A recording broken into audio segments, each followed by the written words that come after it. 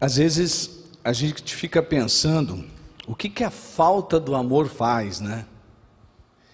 Mas se eu pudesse falar de um sentimento que dói demais, por falta justamente do amor e de se sentir amado, é a rejeição.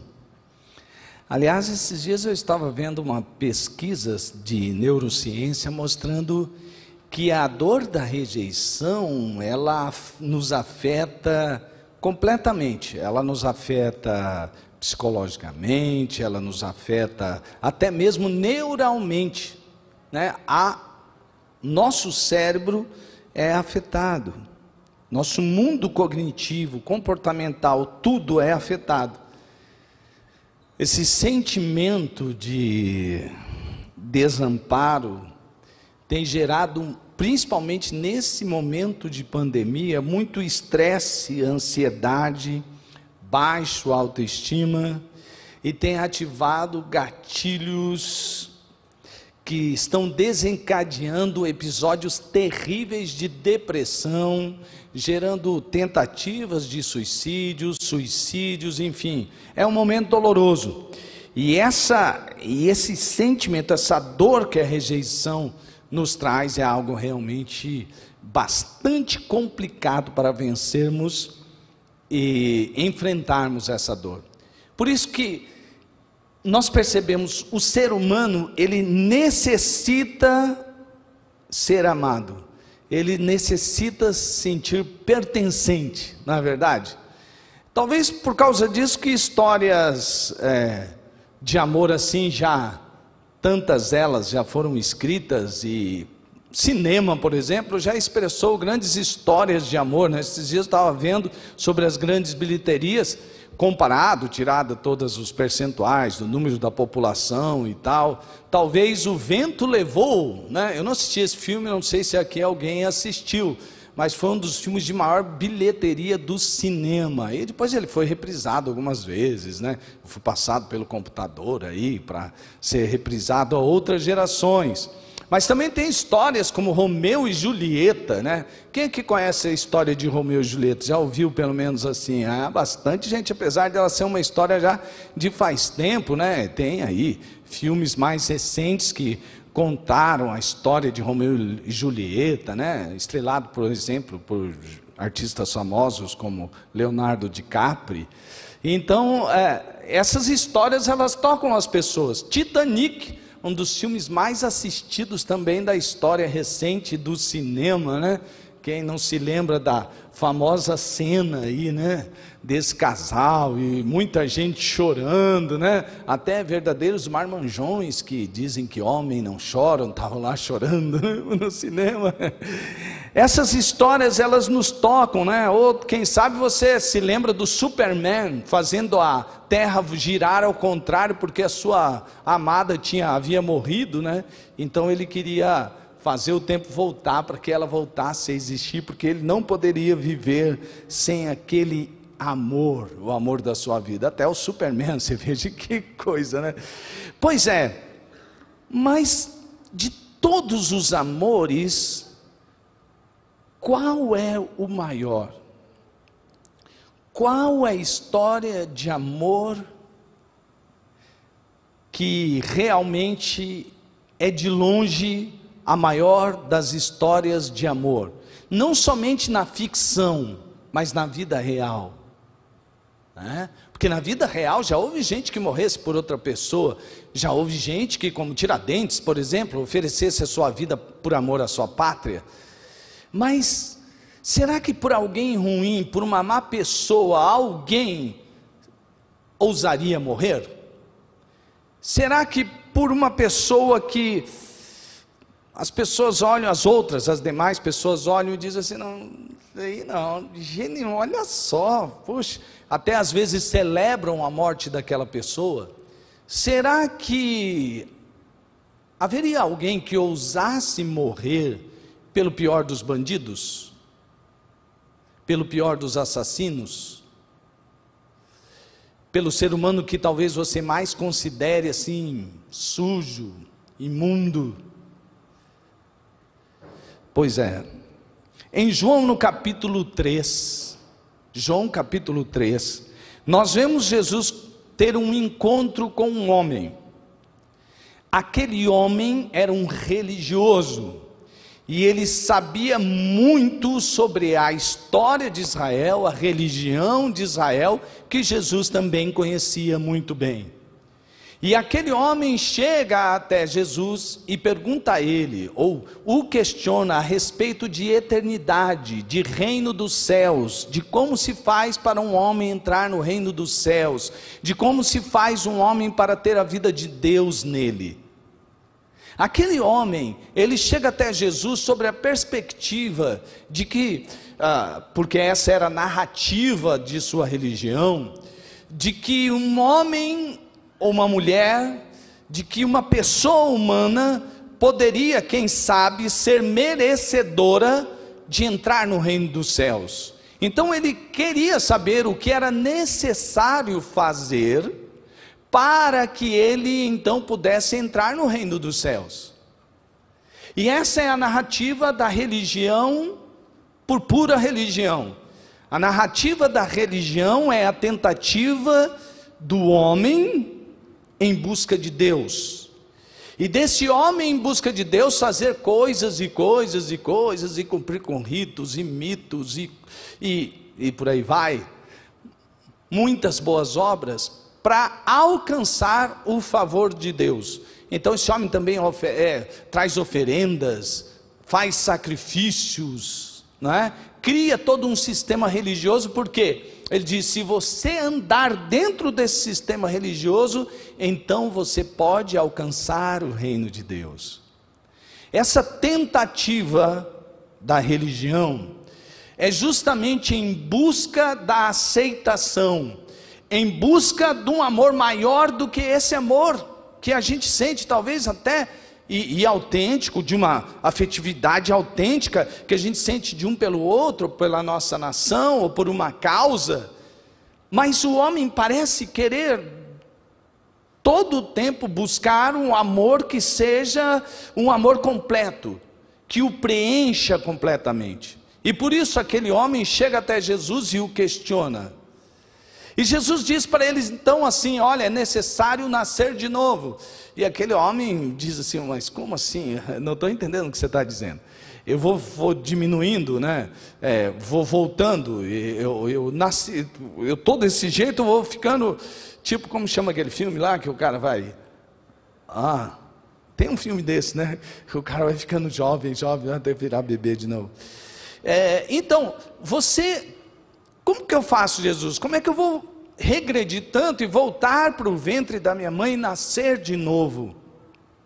Ao que Jesus lhe responde: olha, eu estou falando de coisas fáceis até para entender. Uau! Certo? Ele pensou: poxa, você está falando das coisas aqui da terra. Falou: então imagina a hora que eu começar a falar das eternas, não é? E aí aquele homem: bom, mas aí está difícil. Quando ele termina dizendo para aquele homem, e ele entra num diálogo mais geral, ele então, o evangelista então nos mostra, nos remete a um dos versículos mais conhecidos de todos, né?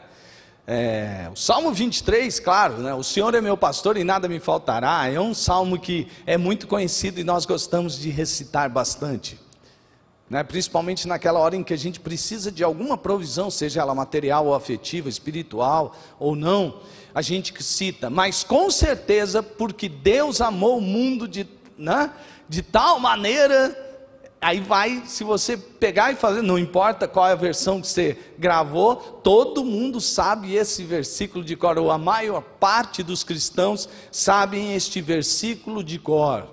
E é exatamente nesse momento, com a celeuma daquele homem sobre religião, como entrar no reino dos céus, que Jesus entra na questão em que todos nós estamos afastados do amor de Deus. Por isso existe essa grande questão, que não passou apenas por Nicodemos, mas passa pela maior parte das pessoas, que é a questão de que eu estou vivo, existe algo além disso? Existe um Deus, existe um reino de Deus. Como é que eu faço para me relacionar com esse Deus? Como é que eu entro dentro do reino desse Deus? ao que Jesus disse: olha, o homem está assim porque ele está condenado. Jesus não veio para condenar ninguém. Quantas vezes a gente diz a mensagem do Evangelho: esses cristãos aí, agora parece todo bravo, fica mandando gente para o inferno. A questão não é mandar gente para o inferno, a questão é que nós somos frágeis, nós somos pecadores, nós somos fracos, eu, você, nisso todos nós somos nivelados no mundo dos iguais, falhos, nós não merecemos nada de Deus, nós estamos afastados de Deus. O que Jesus veio fazer não era para simplesmente dizer está condenado, porque isso não precisava ele vir aqui. Ele não veio para condenar, porque o mundo já estava condenado. Ele veio para trazer vida, ele veio para trazer amor.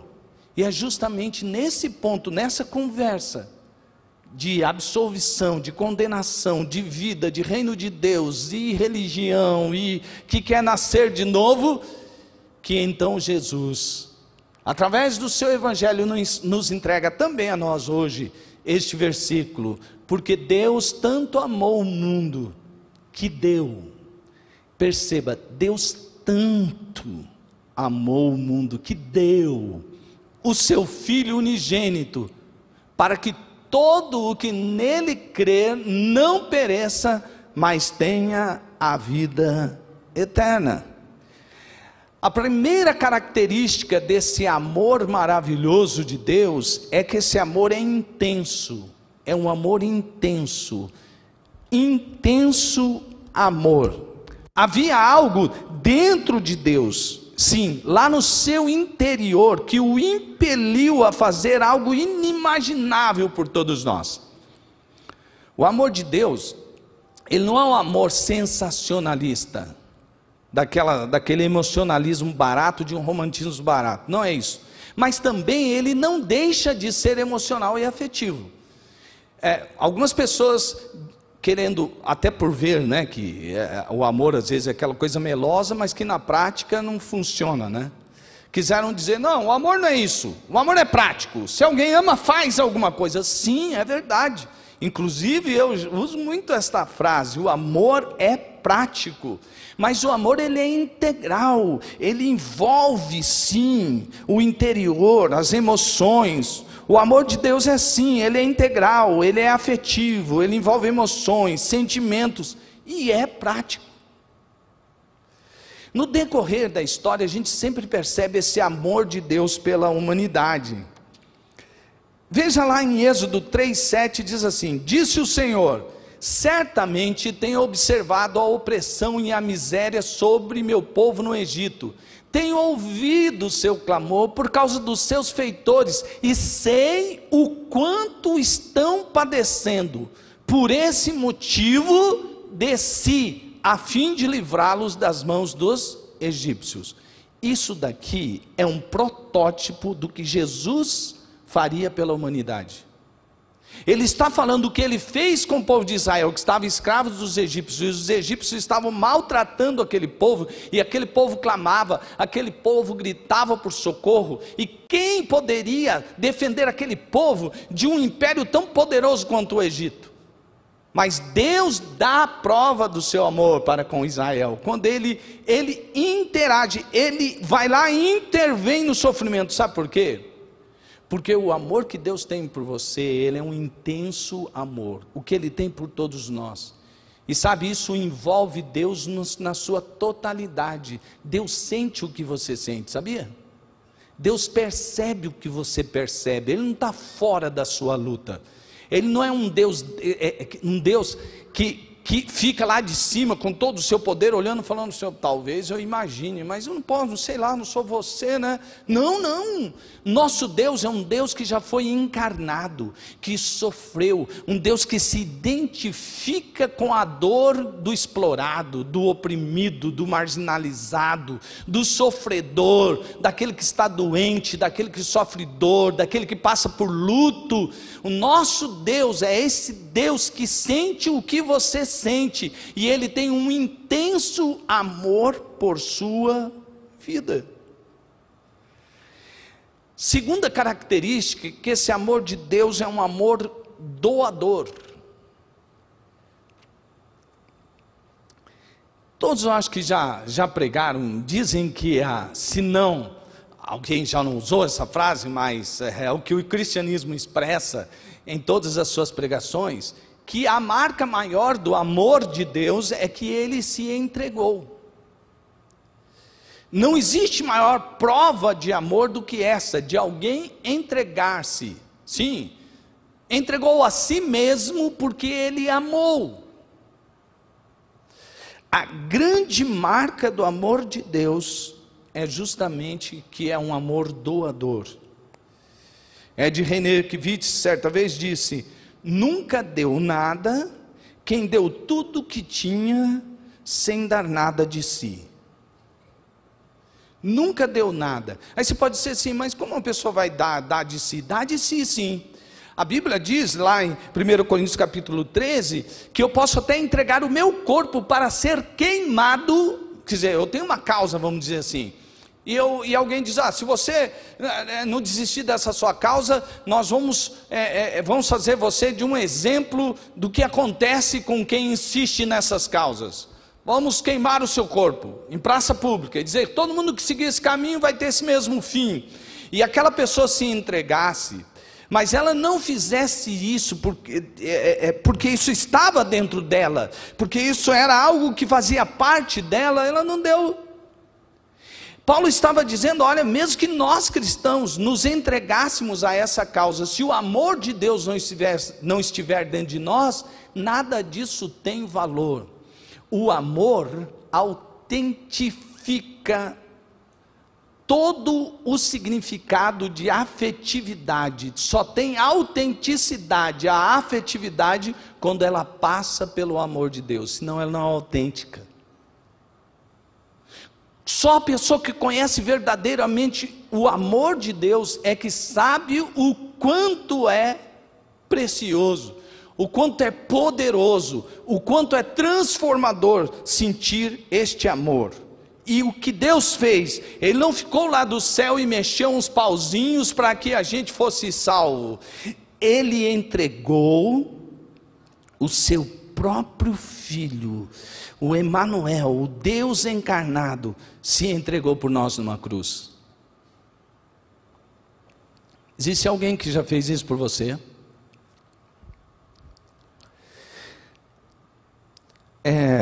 Eu sei que esse é um assunto um tanto quanto assim sensível, mas eu estava de manhã quando recebemos aquela notícia que o Lázaro tinha sido preso, e algumas pessoas pegaram o corpo do Lázaro e jogaram dentro de uma ambulância. E eu sei o quanto de dor que esse homem deve ter causado a pessoas que ele explorou, que ele violentou, que ele... É terrível isso, né? Você imagina uma família que sentiu dores pela ação de um criminoso como aquele. Eu não quero nem imaginar que coisa. Eu sinto por essas famílias, sabe, meu irmão? Sabe quando conto isso daí, eu falo assim, já pensou, cara? Vi uma história de uma mulher que ele chegou e disse, você vai contar 10 passos, e no 10 você vai morrer. Imagina o terrorismo psicológico que é isso, de você saber, se fazer isso, puxa, esse homem é um bandido perigoso. E a pessoa disse que aquela mulher conta, né? Aí houve tantas lendas, mas eu ouvi que ela foi citando os salmos, e quando ela contou o 10º passo, ele não atirou. Mas em quantas ele atirou? Em quantas ele causou dor? É ou não é? E é doído para essas famílias. Mas sabe, uma das pessoas com o coração mais lindo que eu conheço, ao ver aquela cena, ela chorou. Ela chorou. A princesa Tânia Mara, quando eu estava tentando fazer a leitura do que estava acontecendo, através apenas da minha cognição, ela chorou e falou, ai que dor, uma pessoa morrer sem salvação. Deus não tem prazer na morte do ímpio. E sabe, o amor de Jesus, Ele morreu pelo Lázaro, sabia? E se ele percebesse que gente assim, com esse perfil, Eu não estou falando de gente assim para diminuir ou para... Não, com esse perfil, se Jesus soubesse disso, e ele estivesse ali e percebesse que haveria algum momento em que ele pudesse se arrepender, seria tão mais feliz ouvir os testemunhos que a gente ouve aqui, quando o pastor Marcos Riz vem aqui à frente com aquela galera, e homens criminosos, e entregaram suas vidas para Jesus, e eles foram restaurados, e a gente celebrar a Deus, porque o amor de Deus é assim, um amor que se doa até por seu inimigo, até por aquele que dá as costas para ele. Jesus morreu por todos, porque Jesus mesmo disse: eu não vim para os sãos, eu vim para os doentes. Se você considera são, Jesus não é para você, Jesus é para aquele que conhece a sua miséria e que entende que a doação de Deus não foi por um religioso a lá Nicodemos, que estava procurando nas regras da religião alguma coisa que o fizesse aceito diante de Deus, e eu acho que Nicodemos depois se converteu. Mas o que Jesus procura é um coração daquele publicano que batia no peito e dizia: ai meu Deus, eu não mereço, eu não posso, eu não consigo, me ajuda, me salva. Foi para isso que Jesus veio. Jesus veio para libertar a prostituta da prostituição. Jesus veio para libertar o homossexual da homossexualidade. Jesus veio para libertar o mentiroso da sua mentira, o heterossexual da sua infidelidade conjugal. Jesus veio para isso. E agora cria uma narrativa toda de que isso é discurso de ódio ou não. Minha gente, isso é o discurso do amor de Deus, que não quer ver o homem no pecado, mas quer apresentar a ele uma alternativa de vida saudável, que vai fazer com que ele verdadeiramente tenha vida e vida plena. O amor de Deus é proposital, por fim, não só porque foi de propósito, mas porque foi com um propósito.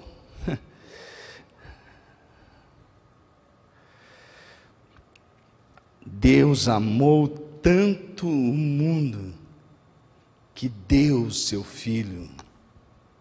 Para quê? Jesus se entregou por nós por amor, porque nós estávamos separados para sempre dele, por causa dos nossos pecados. E sabe, Jesus não queria passar a eternidade sem você. Ele não aguentaria de tanta dor por você. Ele nos quis e nos quis para sempre. Uma vez, eu estava conversando, e naquelas aulas, um pouco de teologia lá um tempo atrás, eu conversava com um mestre de teologia, um doutor em teologia, e a gente começou a conversar sobre Jesus, e eu disse: sabe uma coisa interessante? Porque a gente estava fazendo uma exegese de um texto bíblico, e ele começou a me ajudar, e eu falei: sabe uma coisa interessante? Eu percebo uma coisa assim, onde Jesus estava onde o Filho de Deus estava quando o homem pecou? Nos céus. Ele viu o homem sofrendo, Deus viu o homem sofrendo, Deus viu o homem sem solução, e ele envia seu Filho. Quando Deus nos faz, ele nos faz a sua imagem e semelhança. Deus nos fez a sua imagem mas quando Jesus vem, ele se torna a nossa imagem e semelhança. E você quer ver o tanto que Deus se identificou com a humanidade? Você quer ver o tanto que Deus quis vir para nos tomar para si, nós sermos dele, ele ser nosso? E sabe, essa coisa de um pertencer ao outro, ele fez isso com tanta intensidade e propósito, que ele, orando ao Pai, ele disse assim: Pai, nos faz um, assim como nós somos um. Ei, Deus está dizendo: Pai, assim como eu sou, Jesus, o Filho de Deus encarnado, está dizendo: assim como eu e o Senhor somos um, Espírito Santo, olha aqui, ó, que ele venha para dentro de nós. Nós fomos para dentro de Jesus, sim ou não? Sim, nós somos o corpo de Cristo, e o Espírito Santo habita em nós. E aí naquele dia, naquela conversa, eu falei assim: espera aí, aonde está o corpo de Jesus? Ele permanece na sepultura, sim ou não? Aonde está o corpo de Jesus? Amados irmãos, o corpo de Jesus foi glorificado e está com Ele. Deus levou para sempre a nossa imagem e semelhança. Sabe por quê? Porque haverá um dia em que, apesar de todas as nossas dúvidas agora, enquanto estamos aqui nesse tempo que se chama hoje, haverá um tempo em que Jesus voltará para restaurar o seu próprio corpo. Nós estaremos nele e ele em nós de tal maneira que nós o veremos exatamente como ele é, e os nossos olhos se abrirão para a eternidade. O amor de Deus levou você para a eternidade. Foi com esse propósito. Foi com esse propósito. Só que o versículo termina dizendo, para quê? Quer dizer, Deus teve um propósito, mas agora tem para você também uma resposta. Para que todo aquele que nele crer, não pereça, mas tenha vida eterna. Que lindo. O final é maravilhoso. Sabe por quê? Porque senão seria só uma expressão de amor linda. Assim você leria a história como leu Romeu e Julieta, Titanic, Superman dando a volta na Terra lá. Talvez como você leu uma sua história de amor predileta aqui. Um filme novo que você assistiu de Natal. Não sei. Mas este amor, ele tem um resultado eterno, desde que você creia. E ele está sendo revelado agora, neste momento. Sabe, amados irmãos, para quem é direcionada esta mensagem? Para todos vocês, para todos nós. Sabe por quê? O amor de Deus é um amor derramado para que nós tomemos posse desse amor e vivamos em amor, porque Deus é amor. O que você fez, ou o que você ainda não fez descobrindo esta mensagem? Eu sei que alguns aqui, depois de descobrirem esta mensagem, se entregaram a Jesus e conheceram o verdadeiro amor. A vocês eu digo, não desistam de viver nesse amor. Não deixem que as narrativas deste mundo tirem de você o amor exatamente como ele é revelado na palavra. Não deixe que o amor de Deus tire, não deixe que esse mundo tire o amor de Deus, de você viver e vivenciar esse amor de Deus completamente.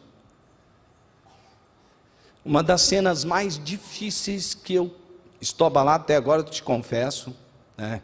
Afinal de contas, sou um pastor, creio em Deus, não sofro com os demais, como os demais que não têm esperança. Eu tenho esperança de que há vida após a morte. Mas ali o versículo bíblico não diz que nós não vamos sofrer, só vai dizer que nós não vamos sofrer como os demais. Mas um dos momentos mais difíceis que eu passei na vida foi quando eu vi o meu discípulo, o pastor Áquila, em um caixão.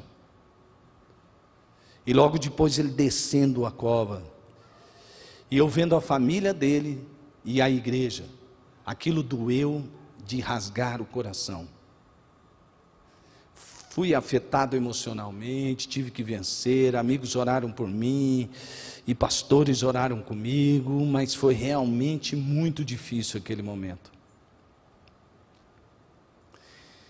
E eu fiquei percebendo o quanto a morte é uma tragédia na vida humana.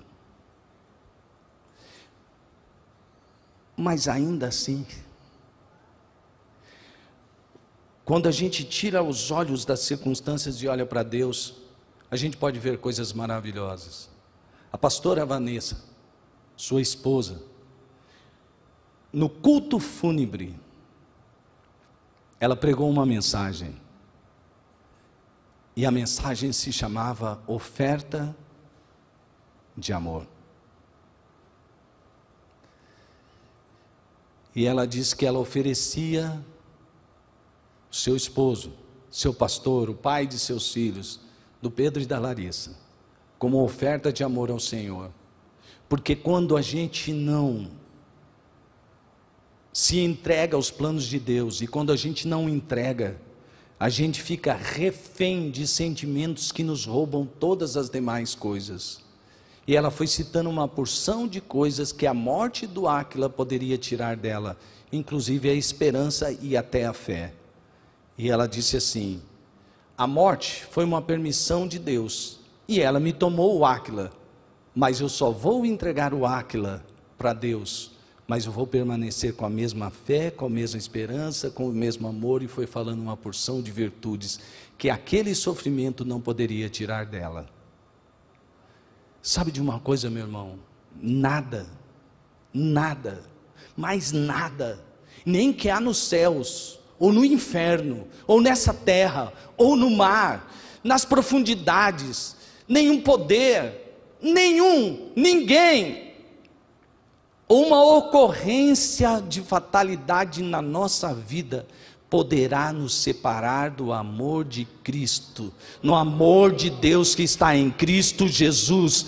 Você pertence a Deus para sempre, porque Ele amou você primeiro. Não foi você quem foi a Deus, foi você.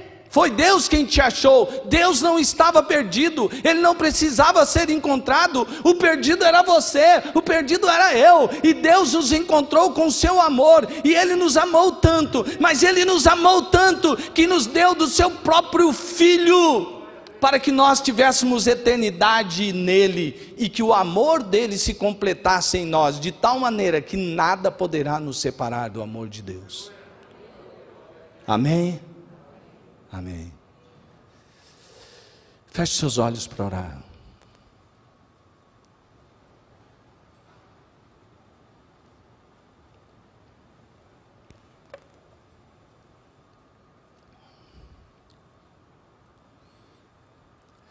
Se você está aqui nesta noite e ainda está tentando controlar a sua vida, ou está tentando fazer coisas para dar sentido e significado para a sua vida, quem sabe até na própria religião, através de atos de bondade, de boas obras, de oferendas e sacrifícios. Deixa eu dizer algo para você, enquanto você ora, não se firme nisso. Todos nós pecamos e destituídos estamos da glória de Deus, mas Deus nos amou tanto, que enviou o seu Filho, para que você agora tenha oportunidade de se arrepender de ter controlado, ou tentado controlar sua vida, para que você agora entregue a sua vida para Jesus, para que você agora entregue a sua vida para Jesus. É muito importante que você faça isso. É muito importante que você perceba o amor de Deus. Aliás, é imprescindível essa percepção se você quiser ter vida e vida de verdade. Se você não quiser continuar nessa dor da rejeição, da insignificância, de não saber sentido e propósito, entregue-se ao amor de Deus agora.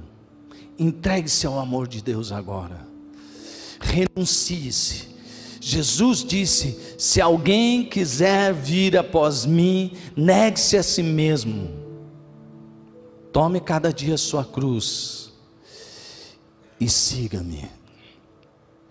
Há alguém aqui neste lugar que precisa entregar sua vida para Jesus? Aonde você está, levante uma das suas mãos. Você quer se entregar a este amor de Deus, quer permitir que Jesus seja o dono da sua vida, o Senhor da sua vida. Alguém aqui que ainda não fez isso, precisa fazer. É o Espírito Santo quem convence o homem do pecado, da justiça e do juízo. Levante a sua mão. Se há alguém aqui que ainda não entregou sua vida, Deus abençoe você. Deus abençoe. Olha, 30, 41, 44, 44, nós queremos ajudar você na sua nova caminhada. Não deixe de mandar um recado para nós, não deixe. Você pode entrar em contato conosco através do nosso telefone, através das nossas mídias, mas não deixe de fazer isso. Há mais alguém aqui que quer entregar sua vida para Jesus? Levante sua mão. Há uma igreja interessada por você, quer cuidar de você, quer que você receba esse amor e viva desse amor. Há mais alguém que quer entregar sua vida para Jesus? Levante bem alto a sua mão. Talvez exista alguém aqui que se afastou, que apesar de saber de que esse amor de Deus é tão maravilhoso, resolveu viver outros tipos de experiências que você achou que era amor e não era, e você quer hoje voltar. Levante uma de suas mãos. Alguém aqui afastado quer voltar para a casa do Pai. E eu quero falar com você também que está aí online. Você tem aí o Fale Conosco. Em nome de Jesus, entre em contato conosco. Entregue sua vida agora para Jesus. Diga para Ele: Jesus, toma minha vida. Jesus, toma minha vida. Jesus, toma minha vida. Jesus vai ouvir você. Diga para Ele: Jesus, eu sei que o Senhor me ama. Eu sei que o Senhor se entregou numa cruz por mim. E eu me entrego. Age em mim, eu entrego minha vida. E a vida vai entrar em você a partir do momento que você clamar por Jesus. Faça isso. E se você está fazendo isso agora, nós também queremos ajudá-lo nessa decisão. Em nome de Jesus. Em nome de Jesus. Em nome de Jesus.